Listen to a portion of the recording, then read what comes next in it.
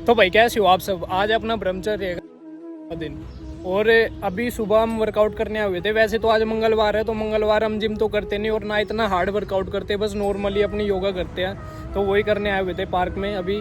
तो अभी मैं आपको बताऊंगा, एक जो हमारे साथ लड़की है वो प्रैक्टिस करती है, हमारे साथ भी एडवांस सीखती है वो योगा, एडवांस योगा। तो मैं बताऊंगा आज उसने भाई एल्बो बैलेंस करा खुद से। तो कितने दिन लगे हैं एल्बो बैलेंस सीखने में और किस तरीके से बिगनर अगर कोई है और वो एल्बो बैलेंस करना सीखना चाहता है तो किस तरीके से इजीली से सीख सकता है। और रही बात भाई ठंड की, तो ये देखो सुबह सुबह पूरा कोहरा हो रखा है, पीछे आपको दिख रहा होगा। तो मैं यही बताना चाहूँगा, जैसे कि कल वाली वीडियो में बताया था, एक भाई ने कमेंट करा था कि सुबह नहीं उठा जाता जल्दी। तो भाई देख, लड़की हो के अगर ये सुबह हमारे साथ 4 बजे 4:30 बजे मतलब प्रैक्टिस करने आ सकती है तो तू तो फिर भी लड़का है। तो भाई थोड़ा सा डेडिकेशन लाओ अपने अंदर, और जब कुछ सीखने की लगन आती है ना तो आँख अपने आप खुल जाती है सुबह। तो इसलिए आज से कोशिश करो कि अपना जब भी आप एक्सरसाइज करते हो, कोई भी योगा कर रहे हो, कुछ भी एडवांस चीज़ सीखने की कोशिश कर रहे हो, तो उसमें एक डेडिकेशन लाओ। सुबह सुबह जितनी जल्दी हो सके अपना उठ के वर्कआउट करो अकेले में। और जब आप एक अकेले वर्कआउट करना सीख जाओगे ना तो आपको फिर किसी की ज़रूरत नहीं है और ना आपको फिर सुबह कोई उठाने वाला चाहिए, आपकी खुद ही आँख खुल जाएगी।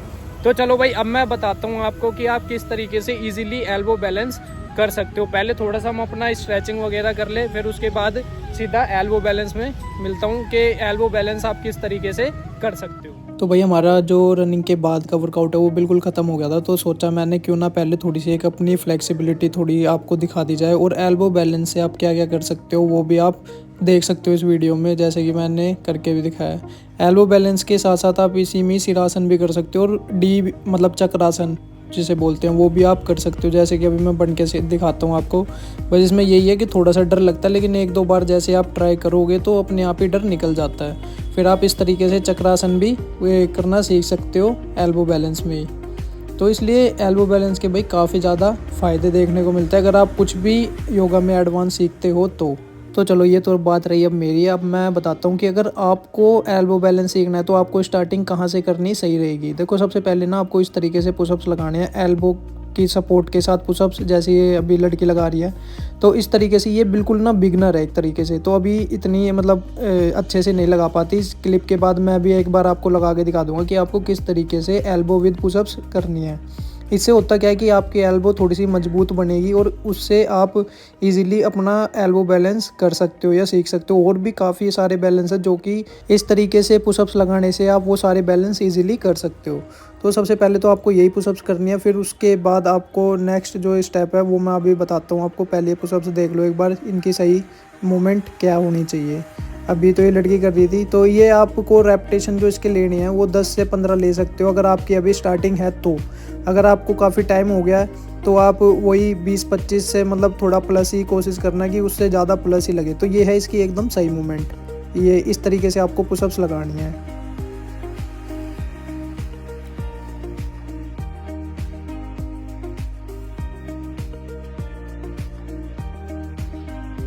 जब आपकी पुशअप्स की हैबिट हो जाए, मतलब 10-15 दिन आप पहले पुशअप्स ट्राई करना, फिर उसके बाद जब आपसे ये पुशअप्स अच्छे से लगने लग जाए उसके बाद फिर एल्बो बैलेंस ट्राई करना। जब भी आप एल्बो बैलेंस करो ना तो ध्यान रखना भाई, अपने आसपास किसी प्रोफेशनल ट्रेनर को ज़रूर रखना जिसे एडवांस आता हो सब कुछ करना। क्योंकि अगर आप खुद से ट्राई करोगे तो आप चोट भी आपके लग सकते हैं, मतलब शोल्डर भी, कंधे भी उतर जाते हैं, काफ़ी बार ऐसा भी होता है। तो इस वजह से अपने आसपास एक प्रोफेशनल ट्रेनर को ज़रूर रखना। अगर आप वेस्ट दिल्ली में रहते हो तो आप भाई मेरे साथ भी वर्कआउट कर सकते हो, मुझे कोई दिक्कत नहीं है। जितना मुझे एडवांस आता है मैं आपको भी सिखाने की कोशिश करूँगा ज़रूर। तो लोकेशन मेरी नाम लो, अगर किसी भाई को ज्वाइन करना हो तो DM कर देना इंस्टा पे आके, मुझे कोई भी दिक्कत नहीं है। चलो अब ना कुछ मैं टिप्स बताता हूँ आपको जिससे कि आप इजीली एल्बो बैलेंस कर सकते हो। सबसे पहले तो पुशअप्स तो बताई, फिर उसके बाद ना आपको जो हाथों की पोजीशन रखनी है वो शोल्डर के बिल्कुल सीध में रखनी है, जैसे कि आप अभी लड़की को देख भी सकते हो। और अपने पैरों का सबसे बड़ा रोल है भाई। देखो पैरों को ना आपको आगे पीछे रखना। अगर आप स्ट्रेट रखोगे ना, एकदम से आप स्ट्रेट नहीं कर पाओगे, थोड़ा पहले आपको आगे पीछे करके पैर रखने पड़ेंगे।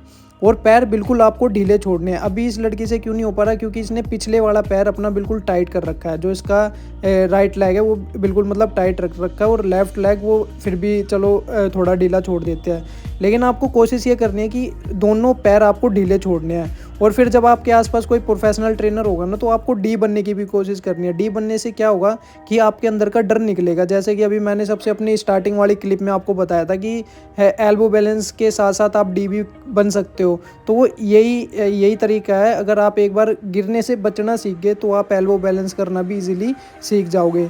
तो इसी वजह से ये एल्बो बैलेंस दिखने में जितना आपको इजी लग रहा है, इतना इजी है नहीं है, लेकिन इतना मुश्किल भी नहीं है कि आप ना सीख पाओ। तो इस वजह से कोशिश करना, जब भी आप ये एल्बो बैलेंस की ट्राई करो तो आसपास कोई आपका प्रोफेशनल ट्रेनर आपके आसपास ज़रूर होना चाहिए। तो भाई यहाँ पे अपना वर्कआउट खत्म हो गया है और इस तरीके से आप एल्बो बैलेंस करना सीख सकते हो। और भी अगर किसी को एडवांस योगा करनी हो तो मैं अब डे बाय डे कुछ ना कुछ नया बताता रहूँगा, जिससे कि आप इजीली वो सारी चीज़ें सीख सकते हो। तो अभी जो हमारा मॉर्निंग का वर्कआउट है वो यहीं पे ही ख़त्म होता है और अब हम जा रहे हैं सीधा घर पैदल। तो फिर अब मिलता हूँ मैं सीधा आपको घर पे। तो भाई घर जाने के बाद फिर थोड़ी देर बाद ही हम वहाँ से गौशाला के लिए निकल गए थे। और फिर वहाँ पे जाके थोड़ी सी हमने वहाँ सेवा करी गाय की। वहाँ पे हमारे ये लगा लो 3.5-4 घंटे वहाँ पे हमारे ख़त्म हो गए थे। फिर वहाँ से मैं सीधा जब घर गया तो 2 के आसपास का टाइम हो रहा था। बाकी आपको भी आगे ब्लॉग में पता चल ही जाएगा।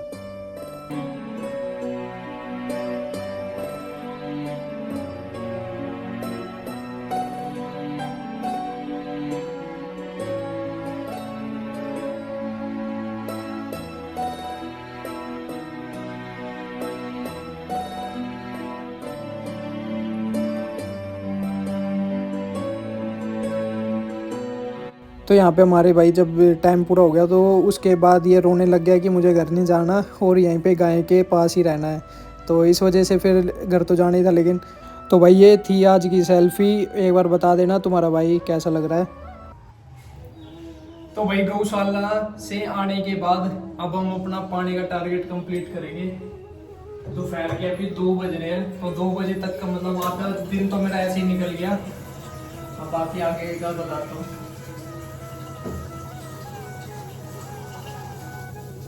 अच्छा, पानी पीना क्यों जरूरी है व्रत में वो मैं आपको बताता हूँ। हालांकि पहले तो मैंने बता रखा है आपको। क्या होता है कि हमारे शरीर में बनता है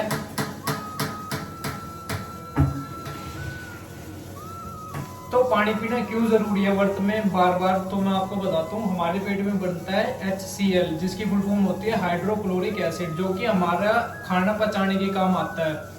तो वो क्या होता है कि अगर आप चाहे बेशक भूखे हो या कुछ खा रहे हो, वो उसका बनना अपने वो जो टाइम है उसका वो बनता रहेगा, चाहे आप कुछ खाओ या ना खाओ।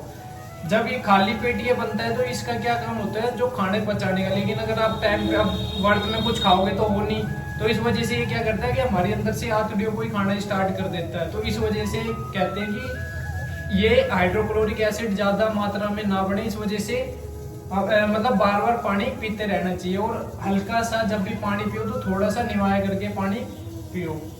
तो यही कारण होता है कि व्रत में ज्यादातर आपने देखा होगा बहुत से लोग ऐसे होते हैं जिन्हें चक्कर आ जाते हैं। कहते हैं कि भूखे पेट था भाई सुबह से इसलिए चक्कर, लेकिन अगर वो पानी थोड़ा थोड़ा पीते रहेंगे तो उन्हें फिर चक्कर नहीं आएंगे।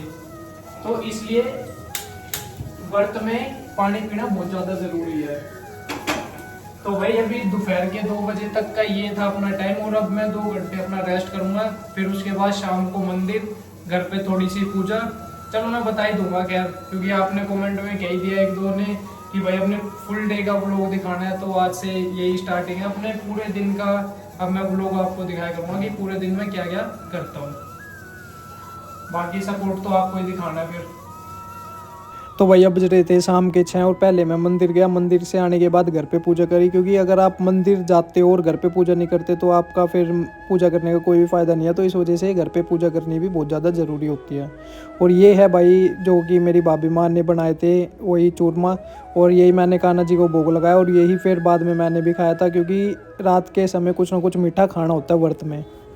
तो भाई आज का अपना मंगलवार का दिन कुछ इस तरीके का बीता, और आज का साथ ही अपना 85वां दिन भी ब्रह्मचर्य का वो खत्म होता है। तो आई होप आपको ये जो वीडियो है आज की पसंद आई होगी। तो आज की वीडियो में भाई इतना ही, मिलते हैं कल अपनी एक और वीडियो में। जब तक के लिए जय हिंद, जय भारत, जय श्री राम।